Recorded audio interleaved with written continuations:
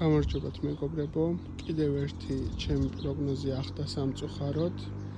მე მქონდა პროგნოზი გაკეთებული 23 რიცხვში 2025 წლის 23 აპრილს, იმასთან დაკავშირებით, რომ იქნებოდა ხალხის მასშტაბური ჩახოცვა, მოდი ესე რომ ვთქვათ, ხო? ახლა კი დავდებ ინფორმაცია, სადაც გიზიარებთ ხალხის დაღუპულთა რაოდენობა და მათი ასე თქვათ, დაშავებულების რაოდენობა რამდენიც არის.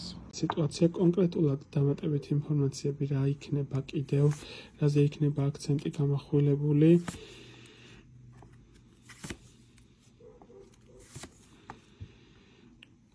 მოხდება მასშტაბურ დონეზე რაღაცა კონკრეტული ადამიანების დახოცვის ფაქტი, კონკრეტული ადამიანების დაღუპვის ფაქტი, იმიტომ რომ აქ პირდაპირ მნიშვნელობით მიჩვენებს, რომ ინფორმაციულად იქნება ადამიანების რაღაც ასეთი სიკვდილიანობის ფაქტორი ამოდის.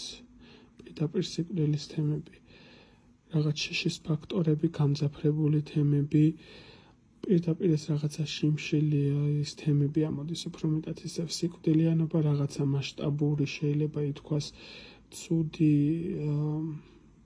ხალხის ჩახოცვა, მოდი ესე ვთქვათ, ხო? ძალიან ის ცუდად არის ნაჩვენები ეს ყველაფერი.